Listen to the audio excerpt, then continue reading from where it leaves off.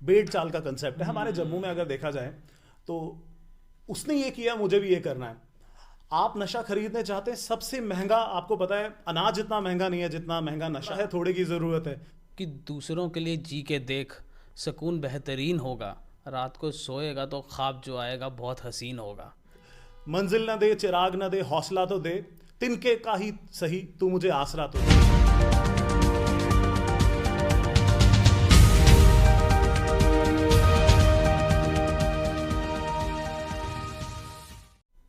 नमस्कार, hashtag news में आपका स्वागत है। मैं अभिमन्यु शर्मा अपने सहयोगी साहिल गुप्ता के साथ। लोग जो हमारे शहर में, पूरे हिंदुस्तान में अपने लिए तो जीते हैं, हर कोई इंसान जीता है अपने लिए, तो जानवर भी जीते हैं, हम भी जी रहे हैं अपने लिए, हर कोई जीता, मगर औरों के लिए कोई जीता है वो महान इंसान कहलाता है। अगर औरों के लिए कोई कुछ करता है अपनी इच्छा से, जो दूसरों के लिए जीते हैं, वो कुछ चंद लोग होते हैं, वो कहीं भी हो, चाहे यहाँ पे हमारे शहर में, बाहर, कुछ चंद लोग हैं ऐसे जो औरों के लिए जीते हैं। और उनमें से कुछ एक शख्स एक आज हमारे साथ यहाँ मौजूद हैं, जिनका नाम है डॉक्टर रोहित कौल, पीपल्स हट फाउंडेशन के फाउंडर, जो एक एनजीओ है उनके फाउंडर। और डॉक्टर रोहित कौल आज हमारे साथ मौजूद है, इनसे बात करेंगे और जानेंगे कि ये एनजीओ कब स्टार्ट हुई, कैसे काम करती है, इसके बारे में थोड़ी जानेंगे और इनसे पूछेंगे कि इनका सफ़र कैसा रहा। रोहित जी, स्वागत है आपका हमारे हैशटैग न्यूज़ में। रोहित जी, पहले तो बताइए पीपल्स हट फाउंडेशन क्या है, ये एनजीओ किस बेस पे काम करती है, किस तरीके से काम करती है, जो आपने शुरू की है? देखिए, सबसे पहले अभिमन्यु जी, मैं आपका तहे दिल से, दिल की गहराइयों से शुक्रिया अदा करता हूँ कि आप हैशटैग न्यूज़ ने आज हमें यहाँ पे दावत दी और हमें इनवाइट किया अपनी जर्नी शेयर करने के लिए। पीपल्स हट फाउंडेशन के बारे में अगर बात करूँ, एक सेक्शन 8 कंपनी है, ministry of corporate affairs, government of India से रजिस्टर्ड है और नीति आयोग से भी ये रजिस्टर्ड है। 3 डोमेन्स में हम लोग काम करते हैं, एजुकेशन, हेल्थ और रिलीफ। जी रोहित जी, जैसे मुझे पता चला आपकी महज अभी 31 साल उम्र है, ठीक है। आपने छनी हाई सेकेंडरी से 11-12 की, ठीक है। क्वालिफिकेशन आपकी MBA है, मार्केटिंग में PhD की है आपने। इतना पढ़ने लिखने के बाद 30-31 साल का एक युवा नौजवान, मेरे जैसा सोचे तो मेरे हिसाब से युवा नौजवान कहता है कि बहुत वक्त पड़ा है, करेंगे, अच्छा काम करेंगे, कब करना होगा बुढ़ापे में, तीर्थ करेंगे, ये करेंगे। अपने लिए जीता इस उम्र में इंसान, मगर आप औरों के लिए जी रहे हो। आप एक ऐसा इनिशिएटिव लेके आगे आए हो पीपल्स हट फाउंडेशन के नाम से, जो औरों का काम करेगा। ये कब आपकी मानसिकता में आया कि मुझे औरों के लिए करना है? देखिए, कहीं ना कहीं हमारे फैमिली का अगर आप माहौल देखें, स्टार्टिंग से ही कहीं ना कहीं फिलेंथ्रॉफी, सोशल वर्क जिसे हम कहते हैं, वो हमें कूट कूट कर भरी थी। मेरे अगर मैं अपने दादू की बात करूं, मैं ऐसे परिवार से आता हूं जिन्होंने देश के लिए जो शहीद हुए हैं, जगन्नाथ, उनका नाम जगन्नाथ कौल था, वो J&K पुलिस के ऑफिसर थे और वो मार्टेयर हुए थे अर्ली 90s में। तो मेरे पिताजी की अगर मैं बात करूं तो हमारा एक फैमिली का ऐसा माहौल था जहां हम बिलीव करते थे कि अपने लिए तो जाहिर सी बात है, जैसे आपने बखूबी कहा कि अपने लिए हर कोई जीता है, बट दूसरों के लिए जीना एक बहुत बड़ी बात है। तो घर का ही ऐसा माहौल था। स्टार्टिंग से ही हमने देखा कि अगर आप लोगों के लिए कुछ करते हैं, जो खुशी, जो हैप्पीनेस आपको महसूस होती है, वो शायद अपने लिए करके नहीं महसूस होती है। जैसे आपने बताया 31 साल की उम्र है, जी हाँ, बिल्कुल सही, 31 साल मेरी उम्र है। अगर मैं अपनी जर्नी की बात करूँ, मैंने MBA किया मार्केटिंग HR में, फिर PhD किया मैनेजमेंट में। बहुत अच्छा करियर मेरे सामने था कि मैं किसी भी कॉर्पोरेट में जो है वो इजीली जॉब कर सकता था, सैलरी के साथ, हैंडसम सैलरी के साथ काम जी जी, बिल्कुल सही कह रहे हैं। तो मेरे पास बहुत अच्छा विकल्प था कि मैं टीचिंग में जाता, प्रोफेसर इजीली, यूनिवर्सिटी या किसी प्राइवेट कॉलेज में इजीली मेरे लिए अपॉर्चुनिटीज़ अवेलेबल थी। बट कहीं ना कहीं अगर मैं बात करूं, जैसे मैंने अपना MBA ख़त्म किया, साथ ही में मैंने जो विकल्प चुना, क्योंकि कहीं ना कहीं एक जज्बा था करने के लिए, सोसाइटी को ट्रांसफॉर्म करने का, फिलेंथ्रॉफी की तरफ पैशन था। तो जैसे कहा जाता है कि कोई पैशनेट फिलेंथ्रॉफिस्ट होता है, तो मेरे रोल मॉडल स्टार्टिंग से जो है रतन टाटा जी रहे हैं। मैं बहुत इंस्पायर होता हूं उनसे, जो अपनी इनकम का 70 से 80% जो है वो फिलेंथ्रॉफी में देते हैं। कहीं ना कहीं वो आइडल थे, वो जज्बा था करने का। और मैं साथ में आपको ये बताना चाहूँगा, पिछले 9 साल से मैं इसी सेक्टर में हूँ जिसे CSR कहा जाता है, कॉर्पोरेट सोशल रिस्पॉन्सिबिलिटी। इस डोमेन की अगर मैं बात करूँ तो डेवलपमेंट सेक्टर कहा जाता है। तो पिछले 8-9 साल से जितने भी आप और जैसे आपने कॉर्पोरेट्स की बात की तो मैंने भारती फाउंडेशन जो कि भारती एयरटेल ग्रुप का CSR है, 28 कंपनीज का एक ग्रुप है, तो भारती फाउंडेशन के लिए मैंने काम किया, एकेडमिक मेंटर था मैं JNK का। उसके बाद मैंने पिरामल फाउंडेशन के लिए काम किया जो पिरामल ग्रुप का CSR है, और सुपर 30 जो आपने मूवी ज़रूरी देखी ऋतिक रोशन की, जी ऋतिक रोशन की जो आपने मूवी देखी, तो I was the one who started super 30 in Jammu and Kashmir with the help of centre for social responsibility and leadership. कहीं ना कहीं स्टार्टिंग से ये पैशन था कि करें कुछ अलग करें, और ऐसा करें कि अगर कुछ कमाई भी हो और साथ साथ में जो है सोसाइटी को सर्व करने का मौका मिले। जी हाँ, जैसे आपने अभी बात की कि मैं अच्छी खासी सैलरी लेके एक अच्छे मल्टीनेशनल कंपनी में जॉब कर सकता था, काम कर सकता था, वहाँ पे आपको एक मोटी सैलरी मिलती है, आपका ज़िंदगी बहुत अच्छे से गुजर बसर होती है, हर लग्जरियस लाइफ आपको मिलती है। बट यहाँ पे आपको पता है कि NGO के लिए पैसा चाहिए, हर काम के लिए पैसा चाहिए आज के डेट में। तो यहाँ पे रेवेन्यू आपका जो है, फंड्स कैसे जनरेट होते हैं, आप कैसे लोगों की हेल्प करते हैं, बिना पैसे की हेल्प नहीं होती है, आपको पता है, तो कैसे ये सब होता है? देखिए बहुत बहुत अच्छा सवाल आपने पूछा है कि डेफिनेटली कोई भी बिजनेस एंटिटी रन करते हैं, या आप NGO चला रहे हैं, या कोई भी समाज सेवी संस्था चला रहे हैं, पैसा बहुत ज़्यादा इंपॉर्टेंट रोल प्ले करता है किसी भी एक्टिविटी को करने के लिए। मैं आपसे शेयर करना चाहूँगा कि जैसे हमने 12 सितंबर को हमने इस फाउंडेशन को जो है जम्मू में लॉन्च किया। अप्रूवल के बाद जैसे हमारे पास अप्रूवल आ गया MCA का, मिनिस्टर ऑफ कॉर्पोरेट अफेयर्स का, कि रजिस्टर्ड हो गई फॉर्मली, तो हमने इसको लॉन्च किया। उसके 2-3 महीने के बाद मैं आपको बताऊँगा, क्योंकि कहीं ना कहीं नीयत साफ थी, ऊपर वाले का सहयोग था, परमपिता परमेश्वर हमारे साथ थे। 2-3 महीने तक हमें फंड्स का कोई भी क्रंच नहीं रहा, कोई दिक्कत नहीं आई। लोग आए, साथी जुड़े, फ्रेंड सर्कल इतना अच्छा था, कुछ फैमिली ने सपोर्ट किया। साथ ही साथ एक हम ऑर्गेनाइजेशन चलाते हैं, centre for skills and research CSR करके, तो कुछ फंड्स हमने वहाँ से जनरेट किया। तो पर्पज़ ये था कि गाड़ी बड़ी ना हो, गाड़ी छोटी हो, खुद के साथ समझौता कर लेंगे, ब्रांडेड कपड़े नहीं पहनेंगे, अपने के लिए हाँ, हो, गाड़ी चलने के लिए हो, बस एग्जैक्टली।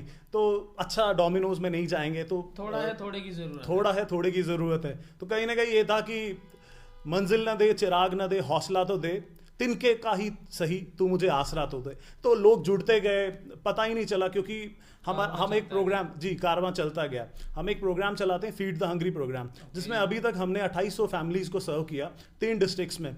आप मुझे लगता है शायद इस बात को ना माने, ये हर एक एक्टिविटी कराने के लिए अगर हम जम्मू में कोई भी एक्टिविटी करते हैं तो मिनिमम बजट हमें 5 से 10 हज़ार रुपये का चाहिए होता है। वो पैसे कहाँ से आते हैं, कौन सपोर्ट करता है, इंडिविजुअल डोनेशंस कैसे आती हैं। हम एक प्रोग्राम चलाते हैं, कम्युनिटी क्लॉथिंग प्रोग्राम, जिसमें हम लोगों को कम्बल जो है हम वो बांटते हैं, कपड़े बांटते हैं। तो कुछ लोग डोनेशंस दे देते हैं, कुछ लोग हमारे पास आते हैं कि नहीं हम जुड़ना चाहते हैं, किसी का बर्थडे है या किसी की एनिवर्सरी है, वो कहता है कि नहीं हम लोग पीपल्स आर्ट फाउंडेशन के साथ जो है सेलिब्रेट करना चाहते हैं। तो ये आप जैसे लोग हैं जो सपोर्ट करते हैं, क्योंकि कोई भी NGO, कोई भी समाज सेवी संस्था जो समाज के लिए काम कर रही है, वो डिपेंडेंट रहती है सिर्फ लोगों पर।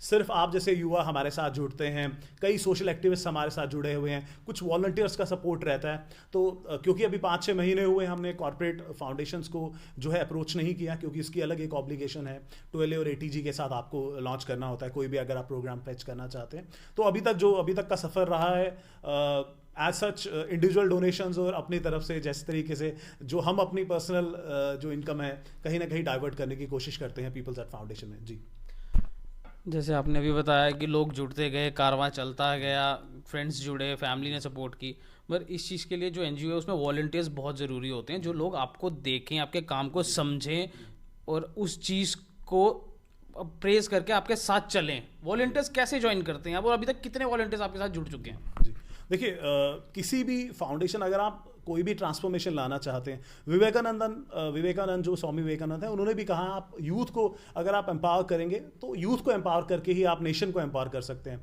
वॉलंटियर्स मैं ये बताना चाहूँगा, हमारी फाउंडेशन में अभी तक जो हमारे पास 1800 वॉलंटियर्स हमारे साथ जुड़ चुके हैं पूरे इंडिया से। अगर मैं J&K की बात करूँ तो ऑलमोस्ट 480 के करीब हमारे पास वॉलंटियर्स हैं, अलग अलग डिस्ट्रिक्ट, कुछ लोग कश्मीर से हैं, अलग अलग डिस्ट्रिक्ट से हैं, जो हमारे साथ जुड़े हुए हैं, कंट्रीब्यूट करते हैं। हाँ, आपने सवाल पूछा कि किस तरीके से हम लोग इनको जुड़ाव करते हैं। क्या स्पेशलिटी आप में कि लोग आपके साथ जुड़े? जी, देखिए स्टार्टिंग से ही हम लोग समाज सेवा तो स्टार्टिंग से ही करते आ रहे थे।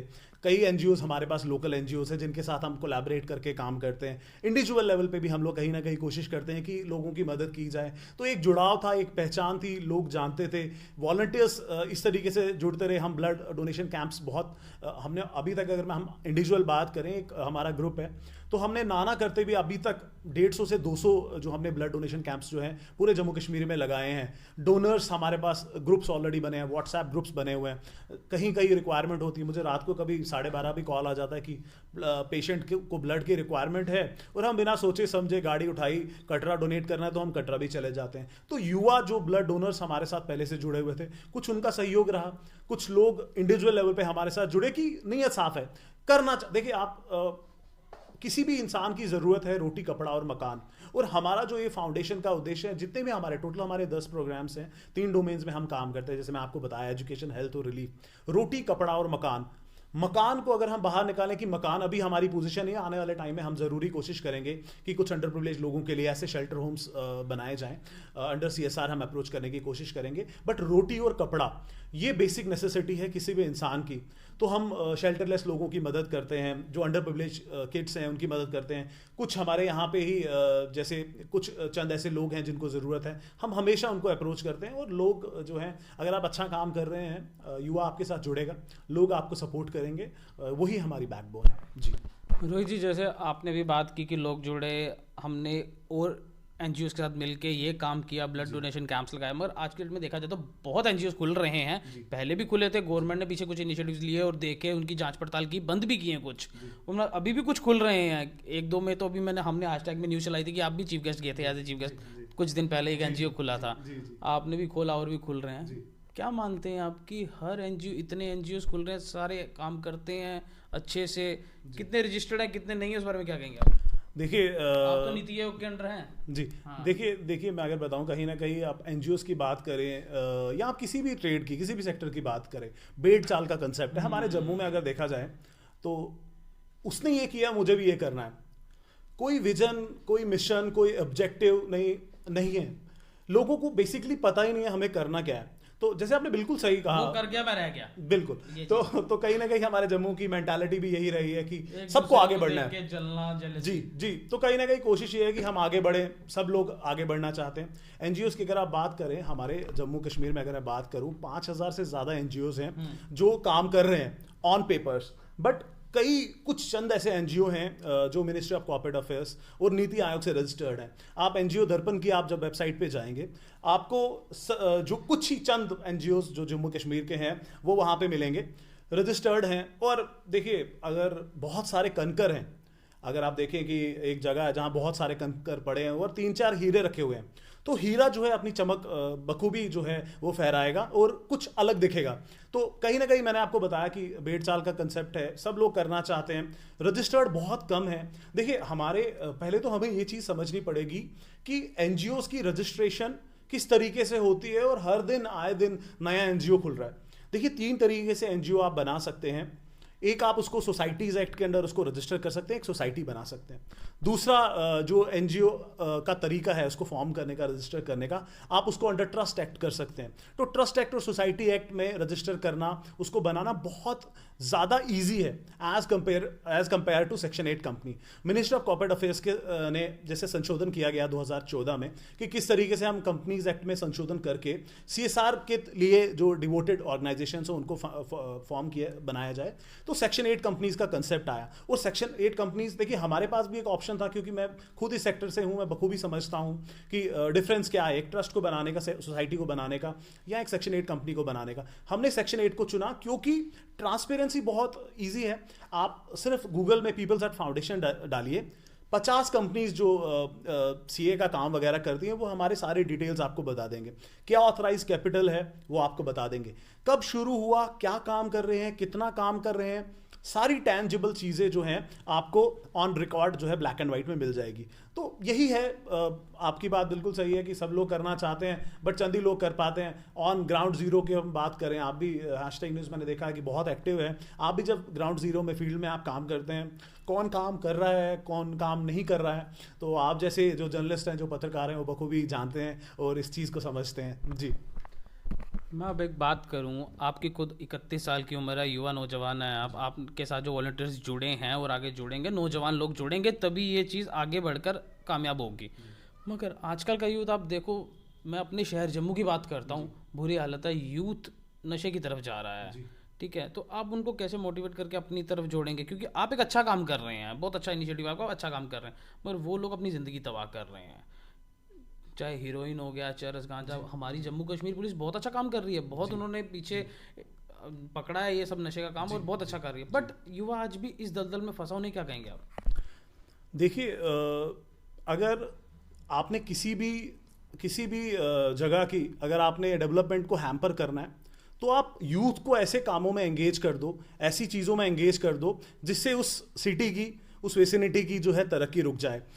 नशा जम्मू कश्मीर में, आप चिट्टे की बात करें, आप हीरोइन की बात करें, आप जितने भी नशीले पदार्थ हैं, अगर आप देखें, ANTF की, मैं इस जैसे आपने ये टॉपिक को इसको छेड़ा है, ANTF की एंटी नार्कोटिक्स टास्क फोर्स, जो कि under the supervision of the visionary SSP Vinay Sharma ji, Vinay Sharma ji के सुपरविजन में काफ़ी कुछ चेंजेस जो हैं, बदलाव हो रहे हैं। कहीं ना कहीं फंड्स को चोक किया जा रहा है। जो लोग, जो युवा इसमें इन्वॉल्व है, मेरी उनसे तहे दिल से ये गुजारिश है, मैं उनसे हाथ जोड़ के ये विनम्रता से मैं उनसे जो है रिक्वेस्ट करना चाहूँगा। देखिए, नशा किसी भी चीज़ का सब्स्टिट्यूट नहीं है, नशे से कोई भी चीज़ें हल नहीं होती।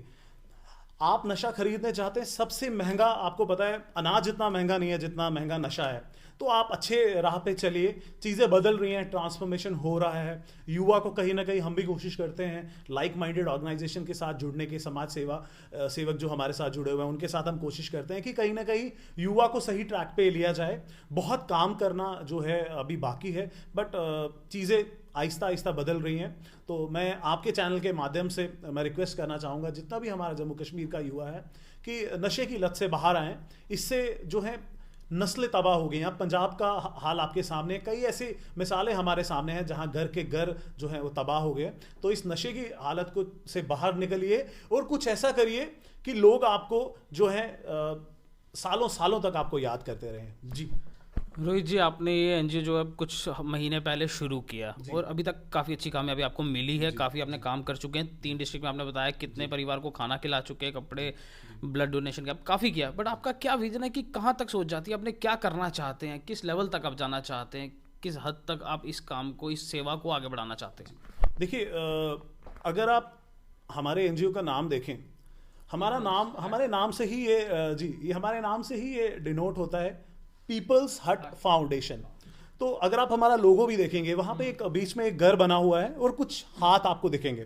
तो जब हम ये लोगो को डिज़ाइन कर रहे थे, पर्पस ये था कि हम ऐसी NGO बनाएं, ऐसी संस्था बनाएं जो लोगों के लिए हो, लोगों से हो और लोगों के लिए काम करे।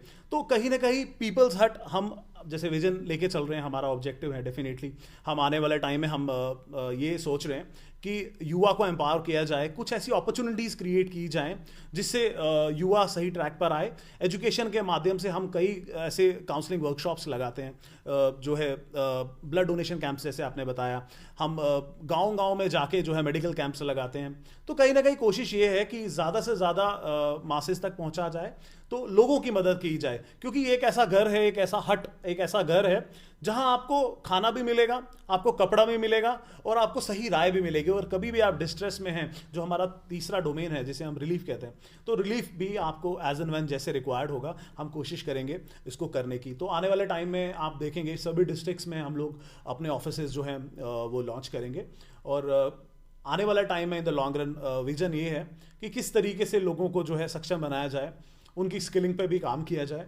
तो आने वाले टाइम में देखेंगे किस तरीके से, इरादा नेक है, ऊपर वाला ज़रूर मदद करेगा। आने वाले टाइम में आप देखेंगे कि कई और चीज़ें जो है पीपल्स हट फाउंडेशन में की जाएंगी, इनिशिएटिव्स लिए जाएंगे। रोहित जी, आप हमारे दर्शकों को और जनता को क्या मैसेज देना चाहते हैं, आखिर में क्या इनको कहना चाहते हैं?